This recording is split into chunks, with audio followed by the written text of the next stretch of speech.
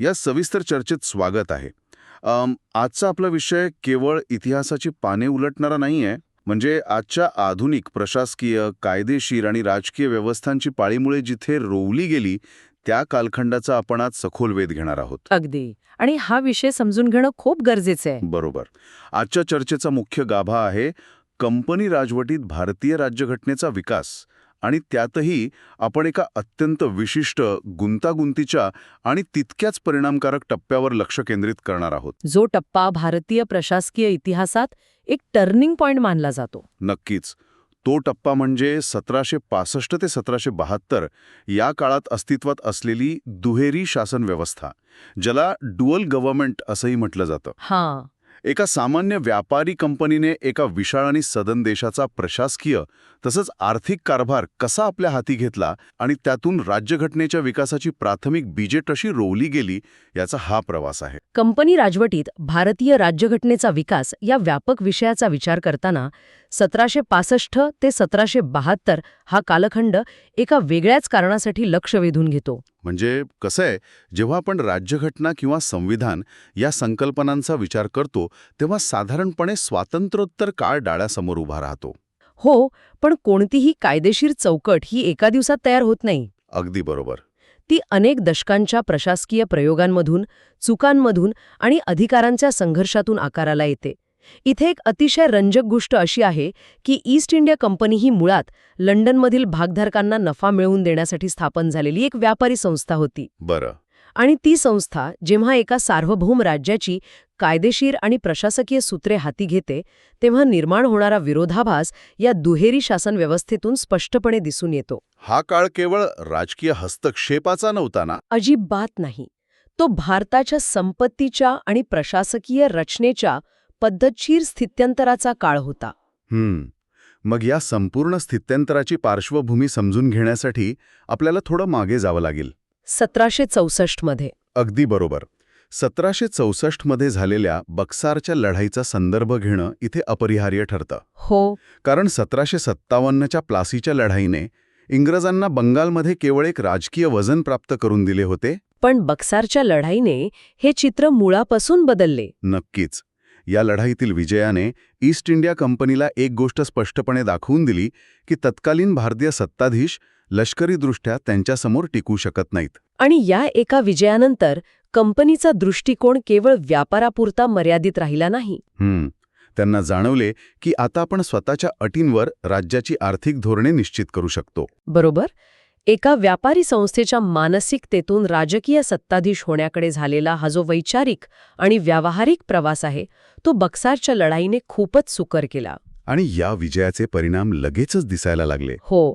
बक्सारच्या विजयाचा हाच राजकीय आणि लष्करी फायदा कायदेशीर परिणामांमध्ये रूपांतरित झाला, तो एका विशिष्ट तारखेला. ती तारीख म्हणजे 12 ऑगस्ट 1765. ही तारीख भारतीय प्रशासकीय इतिहासात कायमची कोरली गेली आहे. या दिवशी रॉबर्ट क्लाइव्हने एक मोठी खेळी केली. अगदी.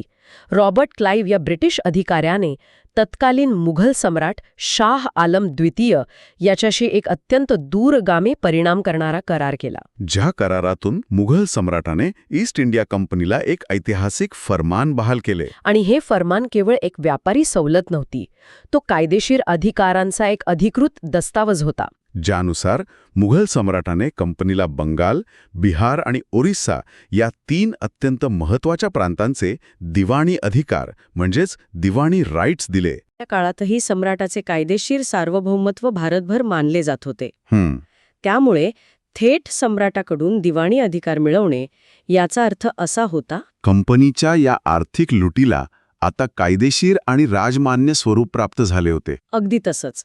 आणि हे अधिकार मिळणे म्हणजे कंपनीसाठी केवढी मोठी गोष्ट होती हे समजण्यासाठी तत्कालीन राज्यव्यवस्थेची रचना समजून घेणं आवश्यक आहे. बरोबर. आता खरा रंजक भाग इथे सुरू होतो.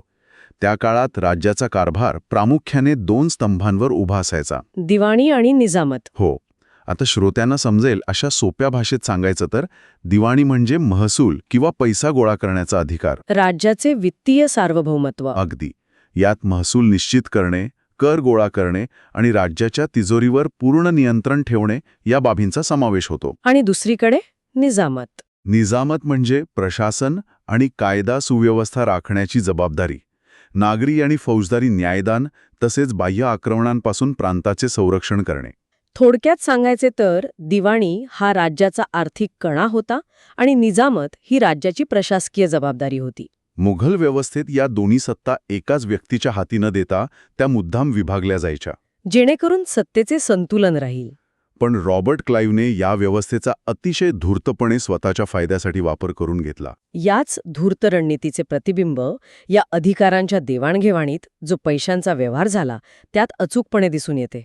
ते आकडे खूपच बोलके आहेत. हो, 12 ऑगस्ट 1765च्या फरमानानुसार कंपनीला जे दिवाणी अधिकार मिळाले त्या बदल्यात त्यांनी मुघल सम्राट शहा आलम द्वितीय याला दरवर्षी 26 लक्ष रुपये देण्याचे मान्य केले.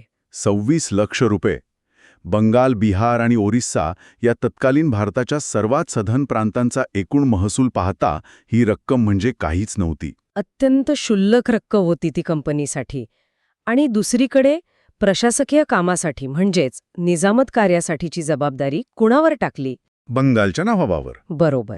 आणि या निजामतीच्या खर्चासाठी कंपनीने नवाबाला सुरुवातीला 53 लक्ष रुपये देण्याचे निश्चित केले. जे नंतर त्यांनी अजून कमी केले. हो, पुढे जाऊन कंपनीने स्वतःचा नफा वाढवण्यासाठी ही रक्कम आणखी कमी करून ती 32 लक्ष रुपये इतकी खाली आणली. या आकडेवारीवरून आणि घडामोडींवरून एक अत्यंत महत्त्वाचा प्रश्न निर्माण होतो. कोणता? राज्याचा बहुतांश महसूल गोळा करण्याचा अधिकार कंपनीने स्वतःकडे घेतला आणि प्रशासनाचा सर्व भार नवाबावर टाकला. यातून अधिकारांचे हे जे विभाजन झाले, हीच ती दुहेरी शासनव्यवस्था ना? अगदी बरोबर. एकाच प्रांतात एकाच जनतेवर 2 वेगवेगळ्या सत्तांचे नियंत्रण होते. म्हणजे कंपनीकडे पैसा आणि नवाबाकडे जबाबदारी, असा हा खेळ होता. नवाबाकडे प्रशासनाची जबाबदारी होती, पण त्याच्याकडे प्रशासन चालवण्यासाठी महसूल नव्हता. आणि कंपनीकडे महसुलाचे सर्व अधिकार होते, पण जनतेप्रती कोणतीही जबाबदारी नव्हती. पण इथे एक शंका येते. बक्सरच्या विजयानंतर कंपनीकडे एवढी लष्करी ताकद होती की ते नवाबला पूर्णपणे बाजूला करून स्वतःला थेट सत्ताधीश घोषित करू शकले असते. नक्कीच. मग त्यांनी निजामतीची जबाबदारी नवाबाकडेच का ठेवली? यामागे कंपनीचा स्वतःचा असा एक स्वार्थ आणि भूराजकीय विचार होता. कसा? कंपनीला हे चांगलेच ठाऊक होते की जर त्यांनी थेट सत्ता हाती घेतली तर फ्रेंच किंवा डच यांसारख्या इतर युरोपीय सत्ता सावध झाल्या असत्या. आणि त्यांनी कंपनीविरुद्ध आघाडी उघडली असती. हो, आणि याशिवाय मराठ्यांसारख्या प्रबळ भारतीय सत्तांच्या आक्रमणांपासून बंगालचे रक्षण करण्याची मोठी आणि खर्चिक जबाबदारीही त्यांच्या अंगावर आली असती. जे त्यांना नको होतं. अजिबात नको होतं. याच भूराजकीय वास्तवामुळे कंपनीने स्वतःला पडद्यामागे ठेवणे पसंत केले. त्यांना सत्तेचा मुकुट नको होता, तर त्यांना फक्त राज्याच्या तिजोरीच्या चाव्या हव्या होत्या. अगदी योग्य वाक्य वापरलंत. जबाबदारी नसलेली सत्ता हा या व्यवस्थेचा मूळ गाभा होता आणि हीच रणनीती त्यांनी महसूल गोळा करण्याच्या प्रत्यक्ष कामातही वापरली. म्हणजे दिवाणी अधिकार अधिकृतपणे कंपनीच्या नावावर असले तरी इंग्रजांनी स्वतः घरोघरी जाऊन कर गोळा केला का? नाही. सुरुवातीच्या काळात कंपनीच्या अधिकाऱ्यांनी स्वतः खेड्यापाड्यात जाऊन कर वसुली केली नाही. कारण त्यांना स्थानिक भाषा, महसुलाच्या पारंपरिक पद्धती आणि जमिनीच्या मोजणीचे नियम पूर्णपणे अपरिचित होते. बरोबर. त्यामुळे महसूल गोळा करण्यासाठी त्यांनी स्वतः थेट न जाता 2 नायब दिवाणांची नियुक्ती केली. डेप्युटी दिवाण. हो. बंगाल या अत्यंत महत्वाच्या प्रांतासाठी मोहम्मद रजा खा यांची नियुक्ती केली गेली. आणि बिहारसाठी? बिहार प्रांतासाठी राजा सिताब्राय यांची नायब दिवाण म्हणून नेमणूक करण्यात आली. प्रशासकीय दृष्टिकोनातून पाहिलं तर हा एक अत्यंत चलाक प्रयोग होता. हो ना.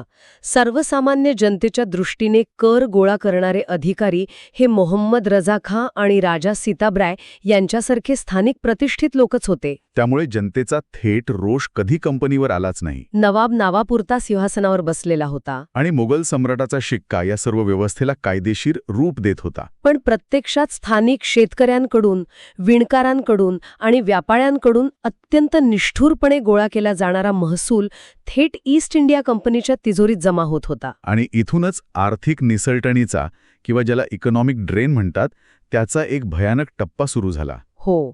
बंगालची संपत्ती लंडनला पाठवली जाऊ लागली, ज्याने पुढे ब्रिटनमधील औद्योगिक क्रांतीला खूप मोठा आर्थिक हातभार लावला. पण या आर्थिक शोषणाचे परिणाम स्थानिक जनतेसाठी अतिशय विध्वंसक ठरले असणार. प्रचंड विध्वंसक. जेव्हा सत्तेचे आणि जबाबदारीचे असे विखंडन होते तेव्हा त्याचा सर्वात मोठा फटका तळागाळातील व्यवस्थेला बसतो. आणि या अशा प्रकारची दुहेरी शासन पद्धत 1765 मध्ये सुरू झाली, ती 1772 पर्यंत सुरू राहिली. हो, आणि या 7 वर्षात दुहेरी शासन व्यवस्थेने बंगालच्या समृद्ध अर्थव्यवस्थेचा अक्षरशः कणा मोडला. कारण महसूल गोळा करण्याचे उद्दिष्ट दरवर्षी वाढवले जात होते. कंपनीच्या अधिकाऱ्यांनी स्वतःचा वैयक्तिक व्यापार आणि भ्रष्टाचार याद्वारे प्रचंड संपत्ती गोळा केली. रॉबर्ट क्लाईव्हसारखे अधिकारी जेव्हा मायदेशी परतले तेव्हा त्यांची वैयक्तिक संपत्ती ब्रिटनमधील अनेक उमरावांपेक्षाही जास्त होती. पण दुसरीकडे महसूल वाढवण्याच्या अट्टाहासामुळे शेती आणि हस्तकला उद्योगाकडे पूर्णपणे दुर्लक्ष झाले. कायदा आणि सुव्यवस्था ढासळली. कारण नवाबाकडे सैन्य किंवा पोलीस पोषण्यासाठी पुरेसा पैसाच शिल्लक नव्हता. न्यायालये कुचकामी ठरली. आणि या प्रशासकीय गोंधळाचा आणि अमानुष कर वसुलीचा सर्वात भयंकर परिणाम म्हणजे 1770चा बंगालचा महाभयंकर दुष्काळ, ज्यामध्ये बंगालच्या लोकसंख्येचा जवळपास 1/3 भाग नष्ट झाला. लाखो लोक अन्नावाचून तडपडून मरण पावले. पण अशा अस्मानी संकटाच्या काळातही कंपनीने आपली महसूल वसुली थांबवली नाही. उलट त्यांनी कर अत्यंत कठोरपणे वसूल केला. एका पारंपरिक राजवटीत दुष्काळ पडल्यास राजा कर माफ करत असे किंवा तिजोरीतून मदत करत असे. पण इथे मदत करण्याची जबाबदारी असलेला नवाब आर्थिकदृष्ट्या कंगाल होता. आणि तिजोरी भरलेली असलेली कंपनी केवळ नफ्याचा विचार करणारी एक कॉर्पोरेट संस्था होती, ज्यांना जनतेच्या कल्याणाशी कोणतेही देणे-घेणे नव्हते. दुहेरी शासन व्यवस्थेचे हे सर्वात काळे आणि विदारक सत्य आहे. हाच तो बिंदू आहे जिथे या व्यवस्थेचा फोलपणा केवळ भारतातच नाही तर लंडनमध्येही उघडा पडला. म्हणजे तिथेही याचे पडसाद उमटले. हो, एकीकडे कंपनीचे अधिकारी अफाट वैयक्तिक संपत्ती घेऊन ब्रिटनमध्ये परतत होते, पण दुसरीकडे दस्तूरखुद ईस्ट इंडिया कंपनी मात्र दिवाळखोरीच्या उंबरठ्यावर उभी होती. हा एक मोठा विरोधाभास होता. कंपनीला चक्क ब्रिटिश सरकारकडे कर्जाची मागणी करावी लागली आणि यामुळे ब्रिटिश संसदेला कंपनीच्या कारभारात लक्ष घालणे भाग पडले. आणि अखेर 1772 मध्ये वॉरन हेस्टिंग्सची बंगालचा गव्हर्नर म्हणून नियुक्ती झाली. आणि त्याने ही अपयशी आणि शोषक दुहेरी शासन व्यवस्था अधिकृतपणे संपुष्टात आणली. एका व्यापारी कंपनीने प्रशासनात कसे पाय रोवले आणि यातूनच पुढे कायदेशीर चौकटीची बीजे कशी रोवली गेली हे यातून स्पष्ट होते. हो, कंपनीने प्रशासनाची आणि दिवाणीची सर्व सूत्र थेट आपल्या हाती घेतली. आणि या सर्व घटनाक्रमाचा अंतिम परिणाम म्हणजे 1773चा रेग्युलेटिंग ॲक्ट. संसदेने कंपनीच्या कारभारावर नियंत्रण ठेवण्यासाठी आणलेला हा पहिला कायदा होता. इथूनच खऱ्या अर्थाने भारताच्या आधुनिक कायदेशीर चौकटीची आणि घटनात्मक विकासाची सुरुवात झाली. या सविस्तर चर्चेतून मिळालेल्या माहितीमुळे अनेक गोष्टी स्पष्ट होतात.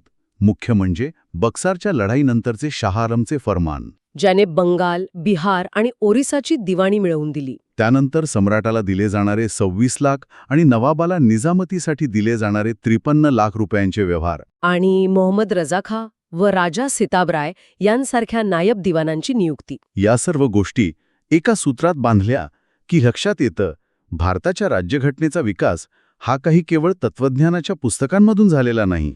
तो अशा प्रकारच्या आर्थिक पिळवणुकीच्या, प्रशासकीय प्रयोगांच्या आणि सत्तेच्या केंद्रीकरणाच्या प्रक्रियेतून आकाराला आला आहे.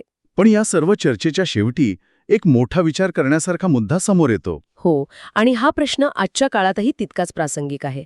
जेव्हा एखाद्या व्यवस्थेत पैसा गोळा करण्याचे अधिकार किंवा वित्तीय नियंत्रण एकाकडे असतात आणि जबाबदारी किंवा प्रशासन दुसऱ्याकडे असते, तेव्हा ती व्यवस्था खरोखर कार्यक्षम असू शकते का? आजच्या आधुनिक कॉर्पोरेट जगात किंवा प्रशासनात असे अधिकार आणि जबाबदारीचे विभाजन झाले तर त्याचे परिणाम 1765च्या दुहेरी शासन व्यवस्थेसारखेच होतील का? हा प्रश्न नक्कीच विचार करण्यासारखा आहे. अधिकार आणि जबाबदारी यांचं संतुलन हा कोणत्याही सक्षम प्रशासनाचा मूळ आधार असतो. एका व्यापारी कंपनीने केवळ नफ्यासाठी या तत्वाला हरताळ फासला आणि त्यातून निर्माण झालेला गोंधळ आपण पाहिला. हा घटनात्मक इतिहासाचा एक अत्यंत महत्त्वाचा धडा आहे. नक्कीच. या सखोल चर्चेचा आपण इथे समारोप करूया. राज्यघटनेच्या या ऐतिहासिक प्रवासातील अशाच एका नवीन आणि विचारप्रवर्तक विषयाच्या विश्लेषणासोबत पुन्हा भेटूया. तोपर्यंत उपलब्ध माहितीचा सखोल वेध घेत रहा आणि त्यामागील दडलेले अन्वयार्थ शोधत रहा. धन्यवाद.